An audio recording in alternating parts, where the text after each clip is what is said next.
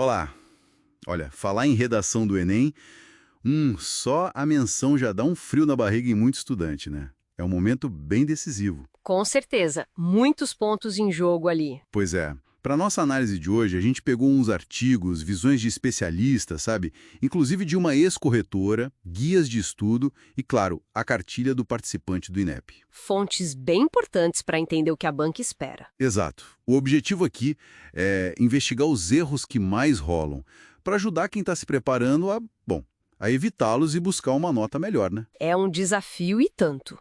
E um dos primeiros obstáculos que aparece demais é a tal da fuga do tema, seja total ou parcial. Ah, sim. Isso pega direto na competência 2, né? Que avalia justamente se o candidato entendeu o tema e se o texto está no formato certo. Exatamente. Às vezes a pessoa até sabe o assunto geral, mas não pega o recorte específico que foi pedido. Faz todo sentido. Tem essa diferença crucial entre assunto, que é mais amplo, e o tema, que é aquela delimitação precisa. Isso. Por exemplo, no Enem 2019, lembra?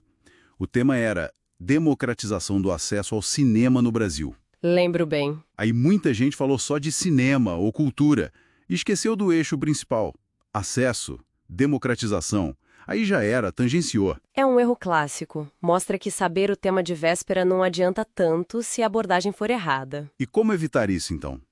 Olha, o segredo é analisar cada palavrinha da frase tema e usar os textos motivadores como um guia mesmo, sabe? Eles não são só enfeite, né? De jeito nenhum.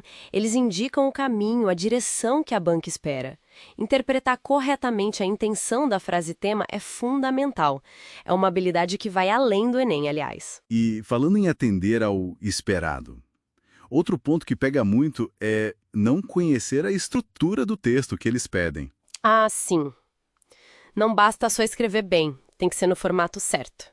A exigência é clara: texto dissertativo argumentativo em prosa. Dissertativo, argumentativo. Certo. E isso, assim, isso afeta a avaliação de várias competências. A II, que é do tipo textual, a 3, da organização das ideias, e até a 4, da coesão. E qual a estrutura padrão, assim, a mais recomendada? Geralmente é introdução, já com a tese. A tese, importante. Sim. Aí, 2 parágrafos de desenvolvimento para defender essa tese com argumentos e a conclusão com a proposta de intervenção. Aquela analogia da professora Raquel Frontelme é ótima, né? Que nem Machado de Assis talvez tirasse 1000 se não seguisse essa forma específica. Exatamente.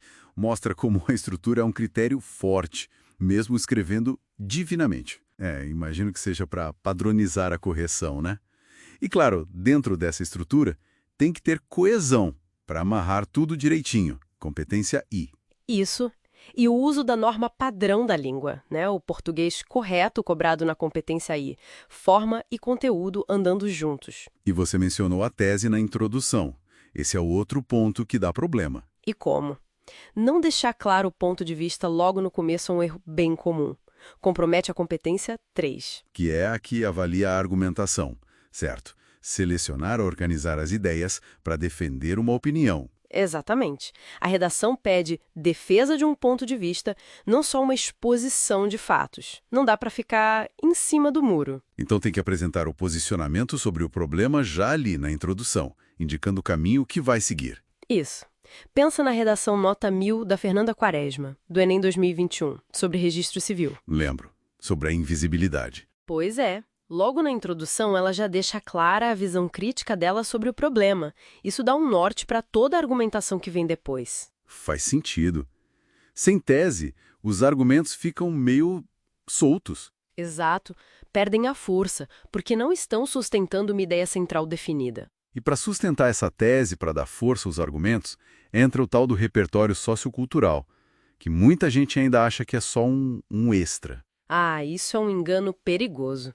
A cartilha do participante é bem clara quanto a isso. Para a nota máxima na competência 2, ter repertório sociocultural não é opcional. É exigência mesmo. Exigência. E tem que ser legitimado, pertinente e produtivo. A gente está falando de quê? De informações, fatos e citações. De outras áreas, né? História, filosofia. Isso, sociologia, artes, coisas que mostram que o candidato tem um entendimento mais amplo do mundo, sabe? Que enriquecem a discussão. E a chave é ser produtivo, né? Não adianta só jogar o nome de filósofo lá. De jeito nenhum. Tem que estar bem conectado com o argumento, tem que ajudar a defender a ideia. A informação tem que trabalhar para o texto, entende? Entendi.